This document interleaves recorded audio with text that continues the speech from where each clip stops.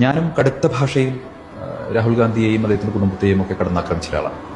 B J പിയുടെ narrative ആയിരുന്നു. രാവിലെ ഇറങ്ങി ആയിക്കഴിഞ്ഞാൽ ബി ജെ പിയുടെ IT സെല്ലും എല്ലാം ശ്രമിക്കുന്നത് ഇന്ന് രാഹുൽ ഗാന്ധിയെ ഡിഫെയിം ചെയ്യാൻ, അപമാനിക്കാൻ, എന്ത് പുതിയ പ്രയോഗം നടത്തും, എന്ത് പുതിയ ട്രോൾ കൊണ്ടുവരും. ഇത് സ്ഥിരം ഒരു ശൈലിയായിരുന്നു, രീതിയായിരുന്നു.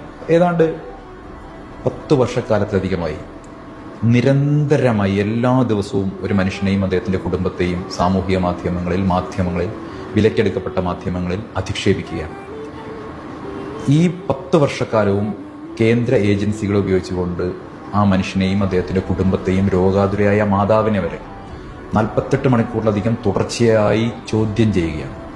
48 മണിക്കൂറിൽ അദ്ദേഹത്തിന്റെ രോഗാതുരയായ മാതാവിനെ നിരന്തരം അദ്ദേഹത്തിന്റെ സഹോദരിയെ, കുടുംബത്തെ, അദ്ദേഹത്തെ നിരവധി കേസുകൾ കൊടുക്കുന്നു. പ്രസംഗത്തിൽ നടത്തിയിട്ടുള്ള പരാമർശങ്ങളുടെ പേരിൽ ഇന്ത്യയിൽ വിവിധ സംസ്ഥാനങ്ങളിൽ 39 കേസുകളിൽ പ്രതിയാക്കുന്നു. ഒരു മനുഷ്യൻ ഇത് മുഴുവൻ നേരിട്ടിട്ടും തകരാതെ കന്യാകുമാരി മുതൽ കശ്മീർ വരെ ത്രിവർണ്ണ പതാകയും നെഞ്ചോട് ചേർത്ത് മഴയും കാറ്റും വെയിലും മഞ്ഞും ഒന്നും വകവയ്ക്കാതെ നടന്നു നീങ്ങുന്നുണ്ടെങ്കിൽ, ഈ നരേന്ദ്രമോദിയുടെ പവർ പൊളിറ്റിക്സിന്റെ മൈറ്റിനെ വെല്ലുവിളിച്ചുകൊണ്ട് ഒരു മനുഷ്യൻ ഇന്നും പോരാടുന്നുണ്ടെങ്കിൽ മാറേണ്ടത് ആരാണ്? രാഹുൽ ഗാന്ധിയാണോ അതോ സമൂഹമാണോ? മാറേണ്ടത് സമൂഹമാണ്. ആ സമൂഹത്തെ തന്റെ ചിന്തയ്ക്കനുസരിച്ച് മാറ്റിയെടുക്കാൻ ഇപ്പോൾ രാഹുൽ ഗാന്ധിക്ക് കഴിഞ്ഞിട്ടുണ്ട് എന്നുള്ളതാണ് ഏറ്റവും പ്രധാനപ്പെട്ട കാര്യം. നമ്മളാണ് മാറേണ്ടത്.